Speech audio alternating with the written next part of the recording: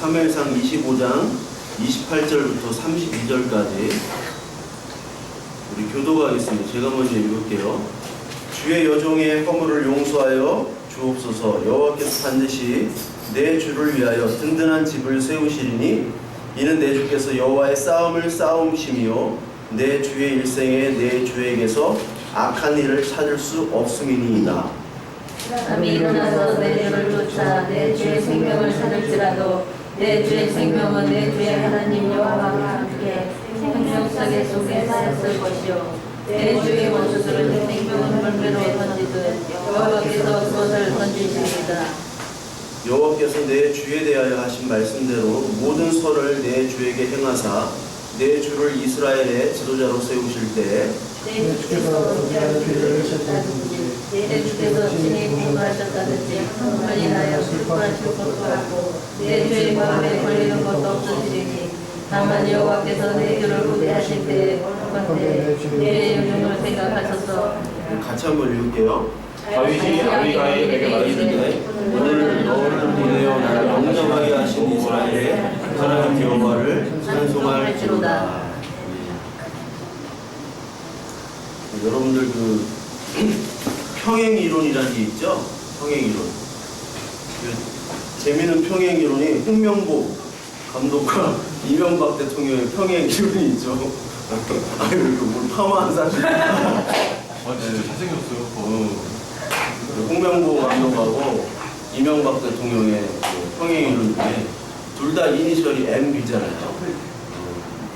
홍명보 감독도 MB고 이명박 대통령 MB고 그리고 이 두 사람이 다 포항에서 한 사람은 선수 출신을 했고 한 명은 포항에서 나왔고 그리고 홍명보 감독은 22명을 가지고 올림픽 4강으로 이끌었고 이명박 대통령은 22조 원을 가지고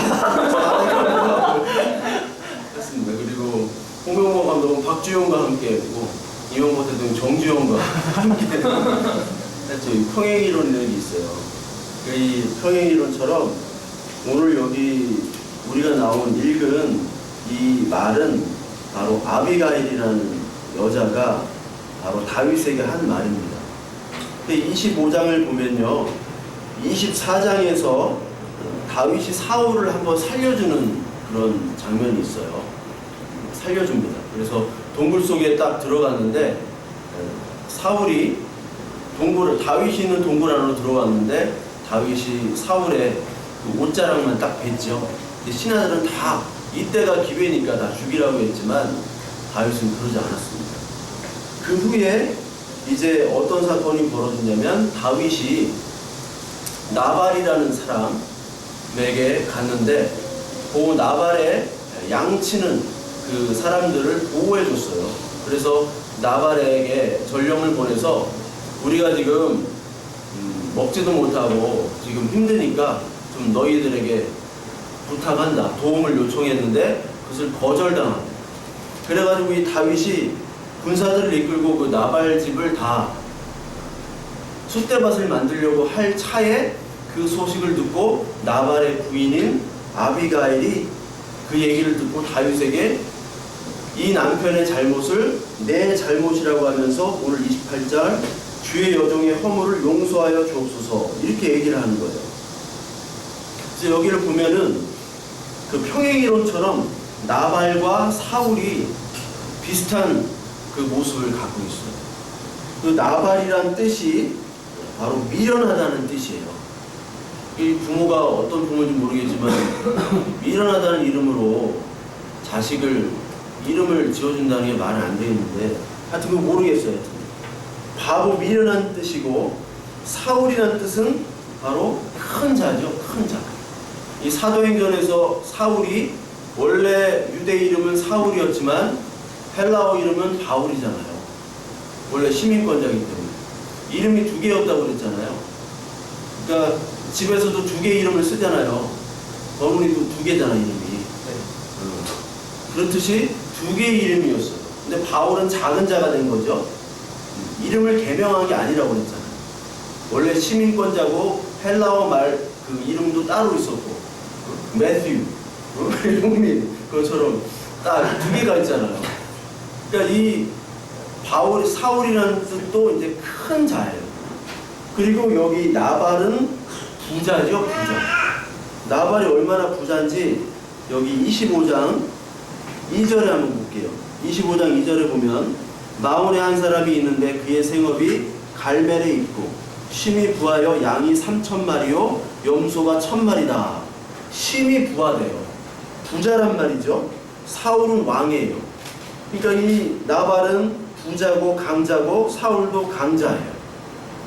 그런데 이 나발은 어떤 사람이냐? 악한 사람이래요. 악한 사람. 여기 3절에 보니까 그 사람 이름은 나발이요 그의 아내 이름은 아비가일이라. 그 여자는 총명하고 용모가 아름다우나 남자는 완고하고 행실이 악하며 그는 갈렙 족속이었더라. 갈렙 족속이 훌륭한 족속 아니에요. 여호수아와 갈렙. 그런데 갈렙 족속인데 이 나발은 행실이 악하고 완고했대요. 근데 여자는 잘 얻었어요.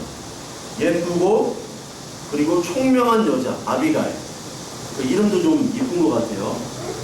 아비가일을 얻었는데 이 나발은 악한 사람으로 묘사가 됩니다. 사울과 비슷해요. 근데 또 한 가지 공통점이 뭐냐면 나발의 양이 3,000마리거든요. 그런데 사울이 몇 명의 수색대를 끌고 다윗을 추적하냐면 24장 2절에 보면 사울이 온 이스라엘에서 택한 사람 3,000명을 거느리고 다윗을 그 사람들을 찾으러 들염소 바위로 갈세 이렇게 나와요. 비슷비슷하죠. 그래서 다음 나발과 사울은 동시에 다윗을 무시하고 경멸하고 죽이려고 했던 사람입니다. 그래서 25장 10절에 나발이 다윗의 사환에게 대답하여 이르되 다윗은 누구며 이새의 아들은 누구냐? 요즘에 각기 주인에게서 억지로 떠나는 종이 많도다. 그러니까 이 이새의 아들 다윗이 왕이잖아요. 왕을 뭐로 취급을 했어요? 노예 취급을 한 거예요. 그리고 사울은 자신의 사위임에도 불구하고 다윗을 왕권 때문에 죽이려고 했잖아요. 한 사람은 죽이려고 한 사람은 거지 노예 취급을 했던 사람이 바로 나발과 사울이에요. 근데 나발과 사울이 똑같이 어떻게 죽느냐? 똑같이 그냥 죽잖아요. 나중에 사무엘상에서 바로 죽게 돼요. 평행이론으로 가는 겁니다. 그래서 나발과 이 사울은 똑같은 인물을 얘기해요. 같은 인물. 그리고 여기에 보면은 아비가일과 다윗이 또한 평행이론입니다. 아비가일이 지혜롭고 용모가 출중하다고 그랬잖아요. 여자. 근데 다윗이 용모가 어떻다고 그랬어요? 용모가 박보검이라고 그랬죠. 용모가 뛰어난 용모를 가지고 있었다라고 얘기해요. 그리고 다윗은 항상 신앙 고백을 하죠. 내 주여. 그 들판에서 광야에서 다윗은 계속해서 신앙 고백을 했던 사람이에요. 여기 마찬가지로 이 아비게일이 이 다윗에게 주님이라고 얘기해요. 계속해서 무릎을 꿇고 주여 주여 주여 그래요. 똑같은 신앙 고백을 했던 사람이에요. 그리고 아비가일도 남편의 그 완악함과 악함 속에서 있었죠. 다윗도 마찬가지예요. 다윗도 형들이 다윗을 무시했기 때문에 사무엘이 기름 부으러 왔을 때 다윗만이 양을 치러 갔어요. 들에.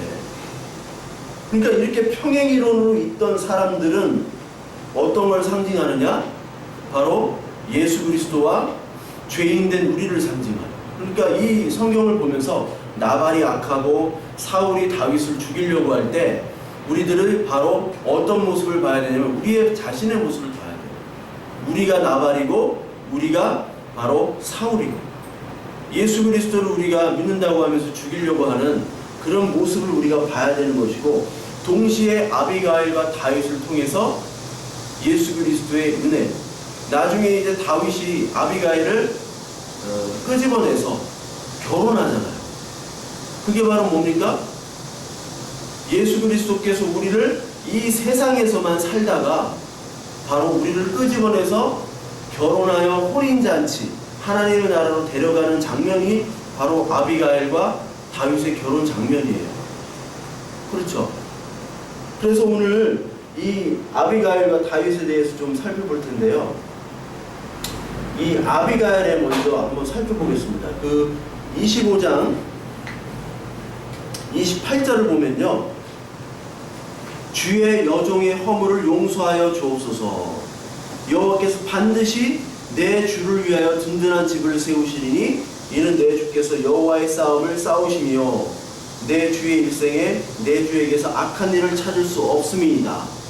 그렇게 얘기하고 26절 그 전에는 내 주여 여호와께서 살아계심을 두고 맹세하노니 내 주도 살아계시거니와 내 주의 손으로 피를 흘려 친히 보복하시는 일을 여호와께서 막으셨으니 내 주의 원수들과 내 주를 헤아려 하는 자들은 나발과 같이 되기를 원하나이다. 지금 이 다윗은 사울에게도 쫓기고 있죠. 그래서 마음이 초조해요. 여러분들 아무리 믿음이 있다 하더라도 죽음의 앞에 둔 그 현장에서는 자신의 어떤 믿음이 보이지 않아요. 그렇잖아요. 그런 상황에서 동시에 다윗은 지금 나발이라는 사람에게 자존심이 상했어요.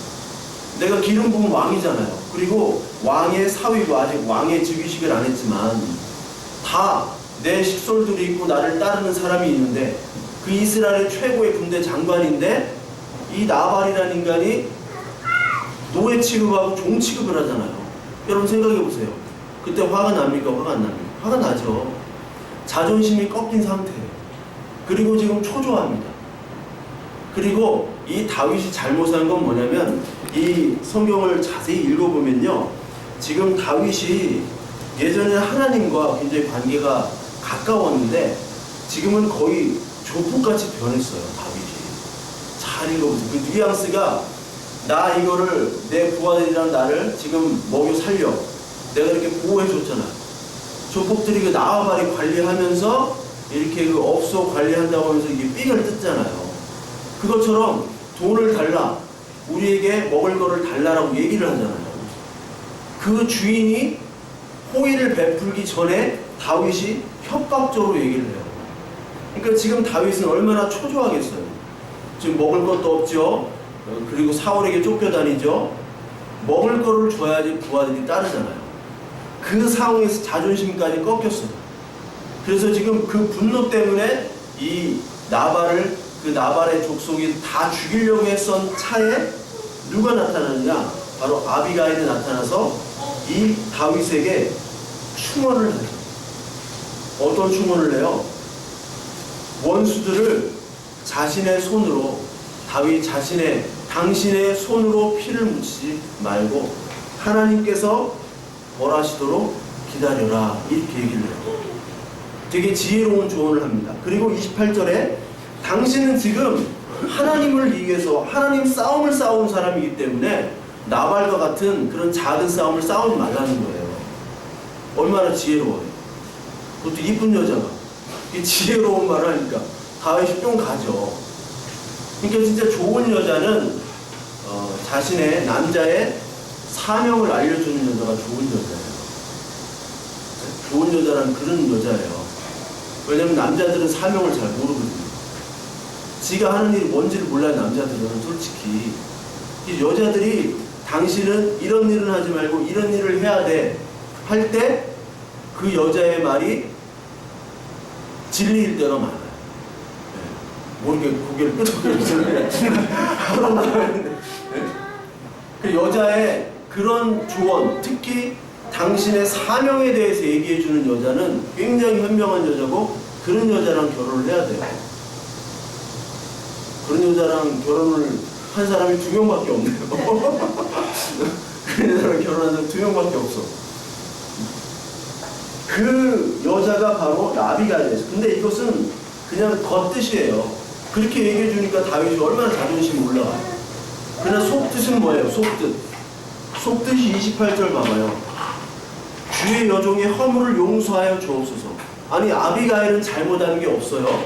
그런데 자신의 남편이 잘못했는데도 불구하고 자신의 허물로 돌리죠.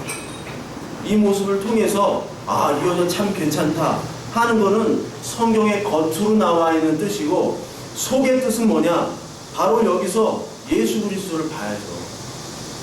우리의 잘못을 예수님이 대신해서 그 허물과 죄를 뒤집어 쓰시고 우리를 위해서 죽으셨던 그 예수 그리스도를 봐야 되는 거예요. 그렇겠죠? 그리고 또 뭐를 얘기하느냐? 당신은 지금 내 주를 위하여 든든한 집을 세우시리니 여호와께서 반드시 당신을 위하여 든든한 집을 세운대요. 든든한 집이라는 게 뭘까요? 든든한 집. 예? 든든한 집. 집은 여러분 성전을 얘기한다고 그랬잖아요. 성전. 그렇죠? 성전이 뭐예요? 예수 그리스도. 예수님께서 성전을 부시고 뭐를 세우셨어요? 교회를 세우셨잖아요. 저와 여러분들을 세우셨잖아요.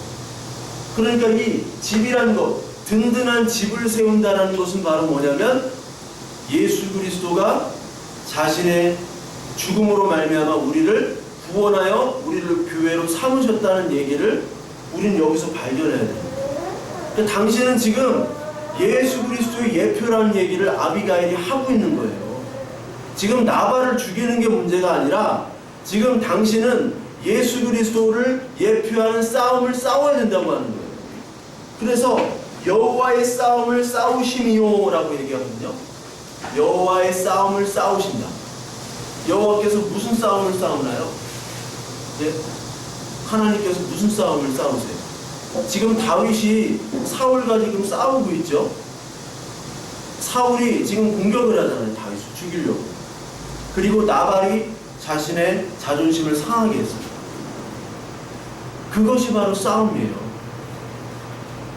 이 나발이 자존심을 꺾게 만드셨어요. 그것도 하나님이 하신 거죠. 그리고 사울이 자신을 죽이도록 추적을 한 거예요. 이것도 하나님이 그 환경을 몰아가신 거예요. 왜? 뭐 하기 위해서? 다윗을 왕으로 만들기 위해서. 왕. 다윗이 그냥 나발이나 죽이고 그냥 장군이나 하면서 삥 뜯고 이러면은 이런 고난과 역경들을 겪게 하지 않으세요, 하나님이. 근데 하나님은 뭐를 만들기 위해서 하시냐? 지금 왕을 만들게 하는 지금 프로젝트를 계속해서 하시는 거예요. 우리를 뭐라고 했습니까? 베드로전서 2장 9절에 왕 같은 제사장이라고 그랬잖아요. 그러니까 교회가 왕이에요. 교회가 왕. 저와 여러분들이 왕이에요. 왕. 하나님 나라의 왕. 그런데 또 왕들이 있죠. 어떤 왕이 있어요? 세상의 왕이 있잖아요.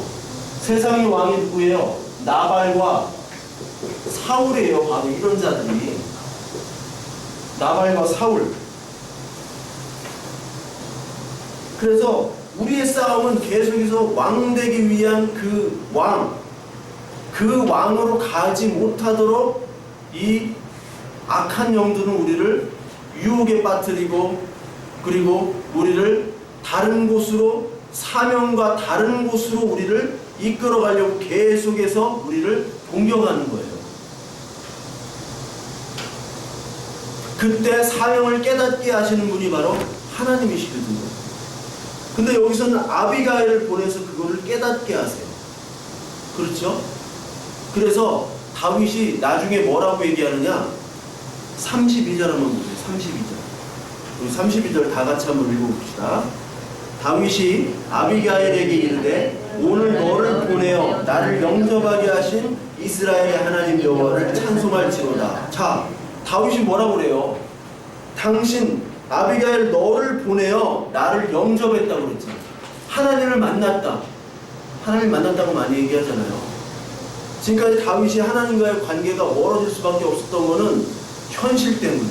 지금 도망가기 바쁜데 뭐 하나님 찾고 기도하기 쉽지가 않아요. 여러분들이 지금 일상생활 삶이 전쟁터 아니에요. 그렇잖아요. 직장 구하는 것도 아니 직장 속에서 아이 키우는 거, 가정에서, 일터에서 다 전쟁터인데 하나님 언제 생각하냐고요. 다윗이 지금 죽게 생겼는데 하나님 언제 생각해요? 그냥 살려주세요, 살려주세요 그것만 얘기하는 거죠.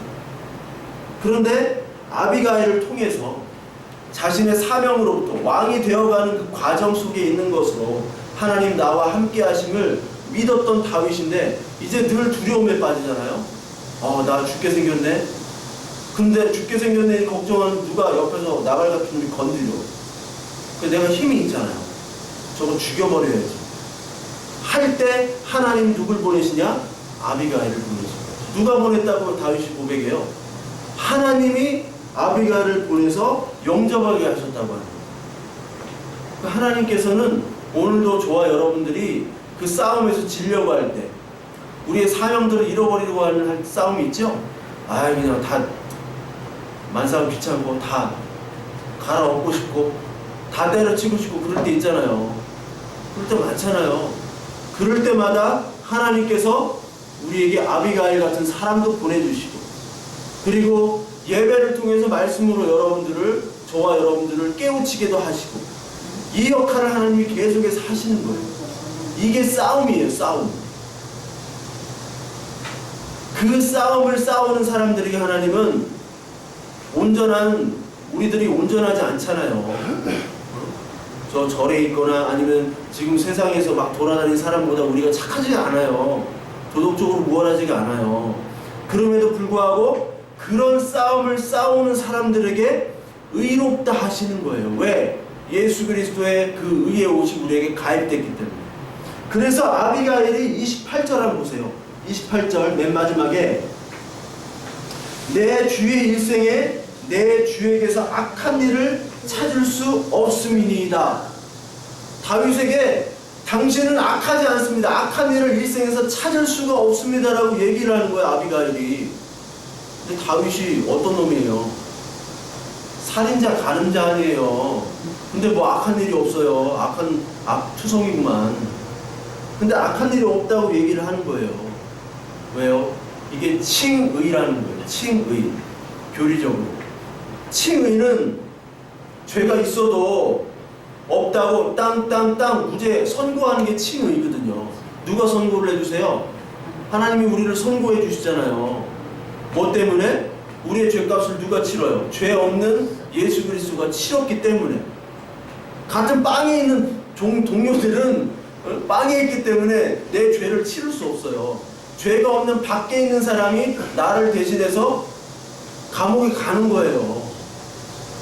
그 감옥에 갈 수 있는 분은 유일하게 예수 그리스도 한 분밖에 없잖아요. 죄가 없으신 분. 그래서 인간으로 오셔서 제물로 바치셨고 대신 죄를 없으신 분이 바로 예수 그리스도라고요. 그거를 얘기하는 겁니다. 이 칭의가. 그게 바로 아비가일의 얘기예요. 그런데 그 왕되는 과정 속에서 나발은 스스로 왕이 돼서 잔치를 베푸는 자가 됩니다. 이게 세상 왕이에요. 세상 왕. 여기 36절에 한번 봐요. 36절에 아비가일이 나발에게로 돌아오니 그가 왕의 잔치와 같은 잔치를 그의 집에 배설하고 크게 취하여 마음에 기뻐함으로 아비가일이 밝는 아침까지는 아무 말도 하지 않나다가 이렇게 얘기해요. 그러니까 아비가일이 나발에게 돌아와서 뭐 기뻤나 봐요. 부인이 돌아오니까. 그래서 잔치를 벌여요. 근데 아비가일은 별로 기뻐하지 않았나 봐. 그래서 그냥 잔치 때 아무 말도 하질 않았어요. 그러다가 37절 아침에 나발이 포도주에서 깬 후에 그의 아내가 그에게 이 일을 말하며 그가 낙담하여 몸이 돌과 같이 되었더니 이런 말을 해요. 한 열흘 후에 여호와께서 나발을 치심에 그가 죽으니라. 세상 왕이 잔치를 하다가 죽는 장면이 나와요. 근데 여러분 그 성경에 쭉 보면 잔치가 많이 나와요. 잔치. 그리고 잔치하다가 죽은 사람이 있고 잔치하다가 산 사람이 많이 나와요. 성경에. 그래서 성경 에스더라는 성경 있죠? 에스더는 처음에 잔치로 시작해서 잔치로 끝나요. 한번 읽어보세요. 잔치를 벌려가지고 거기서 왕후가 잘못돼서 에스더가 대신 왕비로 뽑히고 나중에 그 구원받은 잔치를 또 에스더가 베풉니다. 그러니까 우리는 어떻게 보면 이 성경 전체가 잔치로 시작해서 잔치로 끝나는데요. 그 잔치가 누구에게는 구원의 잔치요 기쁨의 잔치인데 누구에게는 진노의 잔치. 양면의 동전입니다. 그리고 여기에 이 나발이 무슨 술을 마셨어요? 와인 마셨죠, 와인. 네? 포도주를 마셨어요. 포도주가 무슨 뜻일까요? 예수 그리스도의 피잖아요. 그런데 포도주가 동시에 진노의 피라는 뜻도 있어요. 진노의 피. 그래서 그 예수 그리스도를 안 믿는 사람들을 포도주 틀에 넣고 넣은 다음에 밟는다고 했어요. 밟는다. 유럽에서 포도주 만들 때는 틀에 만들고 막 이렇게 밟거든요. 무좀이 있을 수도 있는데 하여튼 밟아요. 밟아가지고 그 포도주의 붉은 그 빛들이 즙들이 다 나오는 것을 피의 잔치로 표현을 해요. 계시록에서. 즉 포도주와 그리고 잔치는 두 가지입니다. 누구에게는 구원이지만 누구에게는 진노예요. 그래서 이 세상 왕들이 잔치를 벌이는 장면이 나오는데 여러분 다니엘서 5장 한번 볼까요? 다니엘서 5장 대표적인 잔치가 나옵니다. 다니엘서 5장 다니엘서 5장에 보면요 벨사살 왕의 잔치가 있어요. 벨사살 왕의 잔치 5장 1절 보면 벨사살 왕이 그의 귀족 1000명을 위하여 큰 잔치를 베풀고 그 1000명 앞에서 술을 마시니라. 이 세상 왕들은 귀족과 왕들을 위한 잔치를 벌이지 하나님에 위한 잔치를 벌이는 거예요. 그리고 하나님이 위한 잔치는 없어요. 인간이. 하나님이 우리를 잔치에 초대하는 거예요. 그게 마태복음 22장에 나오죠. 잔치를 다 초대하잖아요. 아무나 오라고 그래요. 착한 사람도 오라고 그러고 악한 사람도 오라고 그러고. 근데 대신 뭐만 잔치의 기준이 돼요? 초청해 주시죠. 예복이죠. 예복. 네. 그리스도의 예복을 입지 않은 사람은 잔치에서 쫓겨나요. 외국에도 그 수트 안 입고 그 웰 드레스 안 하면은 쫓겨나잖아요. 그 레스토랑에 못 가요. 넥타이 안 하고 하면.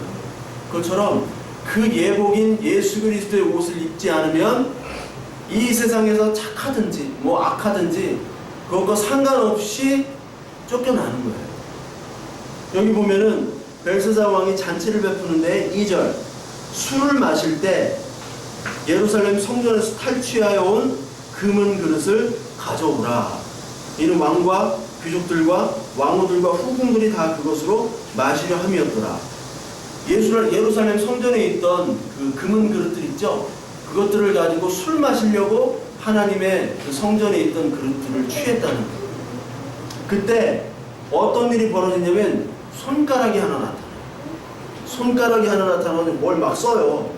그러니까 9절 벨사살 왕이 크게 번민하여 그의 얼굴빛이 변하였고 귀족들도 다 놀라니라. 잔치자리에 손가락이 하나 나타나면 뭘 써요.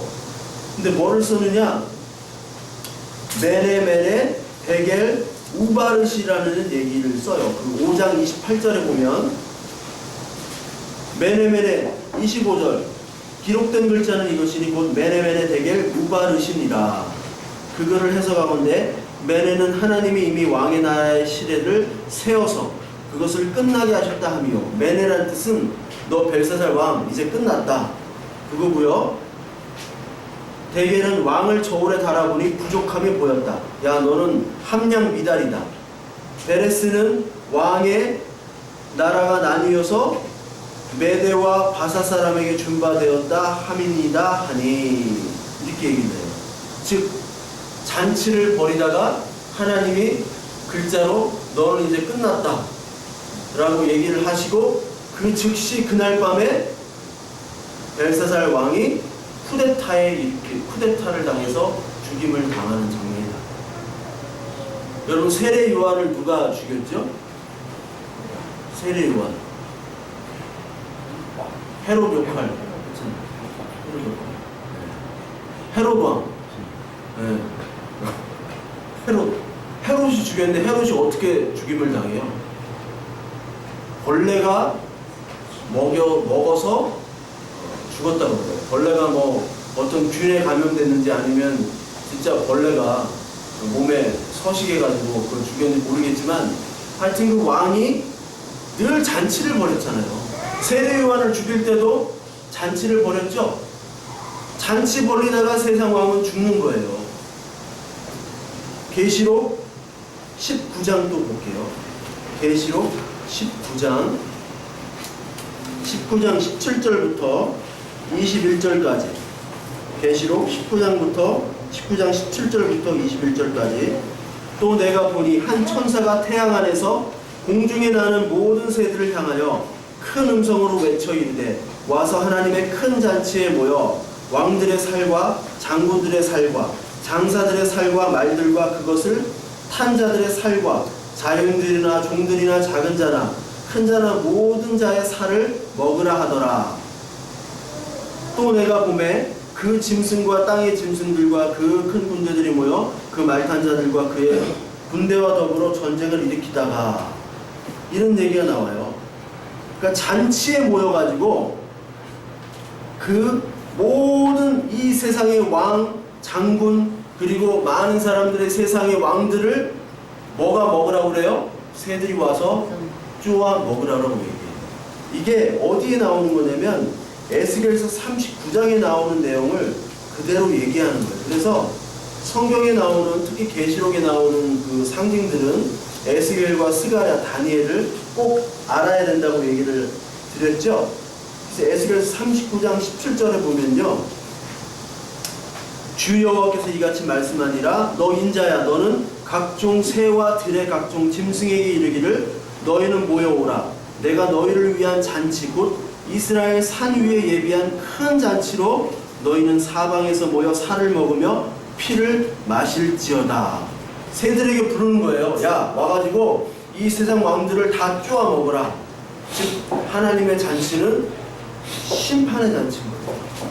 그러나 우리에게 있어서 그 잔치는 혼인 잔치가 되는 겁니다. 혼인 잔치.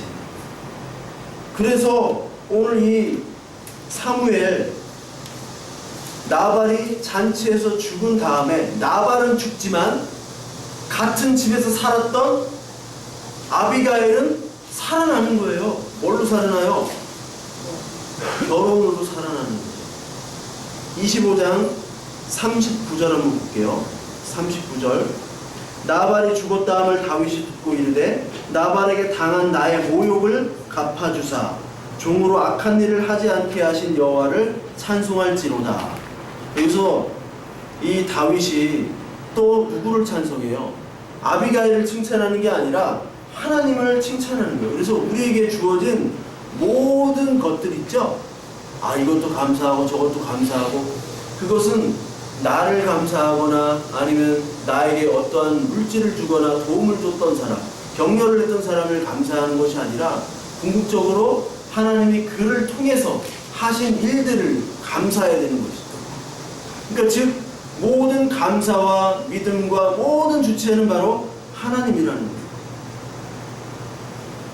나발의 악행을 그의 머리에 돌리셨도다 하니라. 다윗이 아비가일을 자기 아내로 삼으려고 사람을 보내어 그대에게 말하게 하매 다윗이 전령들이 갈멜에 가서 아비가일에게 이르러 그에게 말하되 이르되 다윗이 당신을 아내로 삼고자 하여 우리를 당신께 보내더이다. 자 이제 아내가 됐죠. 아내로 전령을 보내서 이제 결혼을 하게 되는 거예요. 이게 뭐 믿음 없이 보면요, 아유 남편 저 귀신은 뭐 하나 몰라 저 인간 안 잡아가고 하는 여자가 어떻게 어떤 외간 남자를 만나는데 남편은 자연적으로 죽고 그 사랑하는 남자와 결혼해서 남편이 가지고 있는 재산까지도 다 해서 잘 먹고 잘 살았다 이렇게 해피엔딩으로 끝나잖아요. 이거는 믿음이 없으면 이렇게 보여지는 거예요. 어떤 분이 심각하게 얘기를 했대요. 남편과의 어떤 관계도 별로 그렇게 안 좋은 것도 아닌데 남편이 죽었으면 좋겠다. 진심. 또 어떤 남자는 내가 부인을 안 좋아하는 것도 아닌데 내 아내가 죽었으면 좋겠다. 이렇게 상담하는 사람이 꽤 많대요. 진짜로. 여러분은 그렇지 말해야 돼요. 그런 것이 아니라 여기서는 바로 결혼을 얘기하는 거죠. 나발이 지금 누구를 가지고 있어요? 아비가일을 소유하고 있어요. 나발이. 그렇죠? 그런데 누가 와서 구해줘요? 다윗이 와서 구해주는 형국이 되잖아요. 이게 뭡니까? 하나님께서 마귀에게 붙잡힌 우리들을 구해주시는 장면이에요. 마귀에게 붙잡힌 장면이 어디 나오냐면 마태복음 12장에 나와요. 이거 굉장히 중요한 말씀입니다. 마태복음 12장 여러분이 다 찾아보셔야 돼요. 마태복음 12장 28절부터 29절까지 28절부터 29절까지 이 배경이 안식일날 예수 그리스도께서 병든 자, 손 마른 사람을 고치니까 이 바리새인과 서기관들이 안식일날 이렇게 고친다 이렇게 하면서 너는 지금 바알세불 마귀의 힘으로 병을 고치는구나 라고 예수님을 지금 탄핵을 하는 거예요. 그래서 24절에 보면 바리새인들이 듣고 이르되 이가 귀신의 왕 바알세불을 힘입지 않고는 귀신을 쫓아내지 못한다.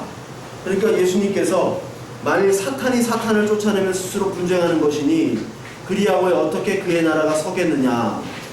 또 내가 바알세불을 힘입어 귀신을 쫓아내면 너희 아들들은 누구를 힘입어 쫓아내느냐. 그러나 내가 하나님의 성령을 힘입어 귀신을 쫓아내는 것이면 하나님의 나라가 이미 너에게 임하였느니라. 하나님의 나라가 임하는 것은 귀신을 쫓아내는 거예요. 그래서 실제로 귀신 들린 자를 예수님이 쫓아냈던 거예요. 근데 이 세상에서 귀신을 쫓아낸다는 건 뭡니까? 오늘 우리가 귀신을 쫓아낸다는 건 뭐예요? 말을 이렇게 개고프면 막 좀비 이런 애들 막 이렇게 쫓아내는 거예요? 아니죠. 귀신이 뭐예요? 제 귀신이 뭐라고 그랬습니까? 귀신은 하나님의 말씀을 못 듣게 하는 게 다 귀신이에요. 귀신 들리는 건 뭐예요? 귀신? 말씀 못 듣게 하는 거예요. 못 듣게. 이게 귀신이에요. 예수님께서 귀신을 내쫓았다는 것. 지금의 귀신은 바로 뭐냐면 하나님의 말씀을 듣지 못하는 것들을 내쫓는 것이 바로 귀신이에요. 귀신을 내쫓는 겁니다. 그래서 예수님께서 뭐라고 얘기하세요? 마지막에 사람이 먼저 강한 자를 결박하고 하지 않고서야 어떻게 그 강한 자의 집에 들어가 세간을 강탈하겠느냐. 결박한 후에야 그 집을 강탈하리라. 이 말씀이 어떤 말씀이냐면 예수님이 지금 도둑이 돼서 오시는 거예요. 어떤 집을 강탈하기 위해서 오시는 거예요. 예수님이. 누구를 강탈해요? 세간은 바로 우리들이에요. 우리들은 지금 이 집에 포로로 잡혀 있는 거예요. 사로잡혀 있는데 예수님이 오셔서 우리를 다시 자기 자녀로 삼아 주시는데 그 집에 들어갈 때 누구를 결박해요? 강한 놈. 가장 강한 자가 누구예요? 귀신입니다. 악한 영, 귀신.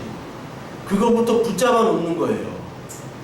즉 우리들을 하나님의 자녀로 삼아 주시려고 할 때 우리들은 지금 나발의 집에서 먹고 살려고 하는 사람이에요. 그렇죠? 나발이 그 풍성한 재산들 그거를 우리는 원하잖아요. 나발 자체는 싫지만 나발의 소유된 것을 좋아하잖아요. 우리는 하나님을 믿는다고 하면서도 우리는 어때요? 나발이 가지고 있는 소유, 그 세상을 더 좋아하죠. 거기서 하나님께서 그 세간을 우리들을 끄집어내기 위해서 나발을 죽이신 거예요. 아비가일을 끄집어내기 위해서 나발을 죽인 거예요. 나발이 뭐예요? 우리가 자랑할 수 있는 모든 것들이죠. 우리가 소유하고 싶은 모든 것들이죠. 우리가 바라는 모든 것들. 돈과 명예 아니에요. 행복, 쾌락 아니에요. 그것들을 하나님이 단숨에 부수십니다. 그러지 않고서야 그것이 너무 강해요. 왜? 하나님으로 가지 못하게 하는 것들이 그거거든. 그러니까 귀신이고 뭐 어디 저쪽 땅에 귀신이 있다 땅 밟기하고 뭐 이스라엘에 귀신이 있다 그러고 뭐 어디 뭐 무슨 나라에 귀신이 있다 그게 아니라 내 마음속에 하나님의 말씀을 못 듣게 하는 귀신은 내 마음속에 있는 거예요. 그 귀신을 쫓아내게 하시는 거예요. 그래서 그 귀신을 결박시키는 거예요. 먼저 우리가 자랑할 수 있는 것들을 다 결박시켜서 힘 못 쓰게 만듭니다. 그래야지 잔치로 초대받아 예복을 입고 그리고 하나님 예수 그리스도와 결혼을 하는 거예요. 성경은 계속해서 이 얘기예요. 여러분 지겹죠? 네? 이 결혼잔치, 혼인잔치 이 얘기가 지겨울 정도로 계속 나와요. 출애굽이 그거잖아요. 애굽이 그리웠잖아. 노예들이니까. 애굽으로 돌아가자. 그랬던 애굽. 얼마나 그 애굽이 430년간이니까 이 사람들은 이스라엘 백성이 아니에요. 여러분들 우리가 430년간 일제 치하를 받아봐요. 다 일본 사람이지. 일본 사람과 결혼하고 일본 사람과 똑같이 이렇게 막 여름이니까 훈도시라고 빤스 같은 거 쪼가 그거 하나만 입고 이렇게 돌아다닐 수도 있고.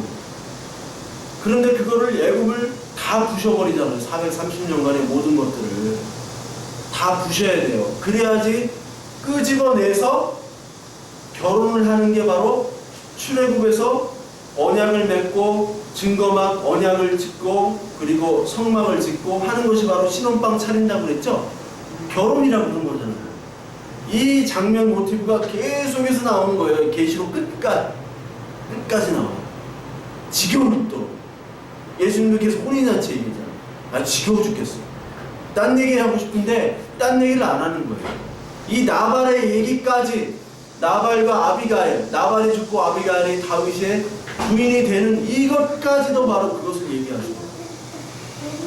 그러니까 오늘 저와 여러분들에게 귀신이 뭔가, 귀신이 쓰인 거는 바로 오늘도 이 시간에도 하나님의 말씀이 아닌 다른 것에 우리가 집착하고 그것을 원하는 것이 바로 귀신이 쓰인 겁니다.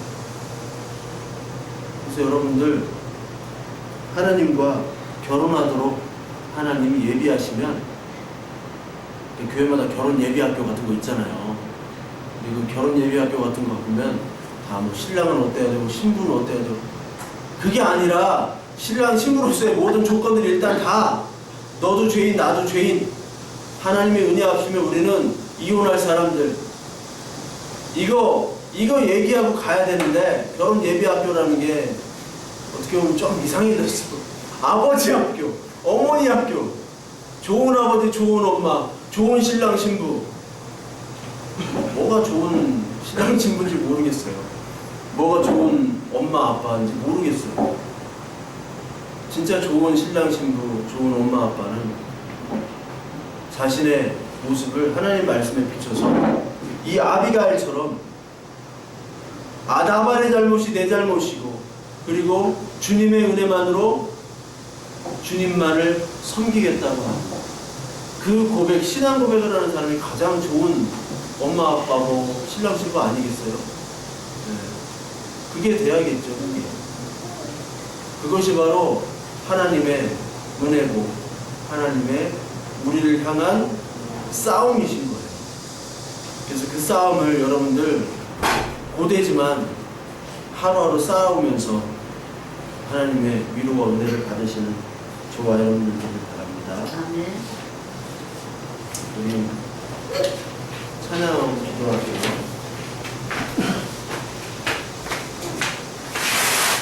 모든 상황 속에서 우리가 감사하고 찬양하고 그것도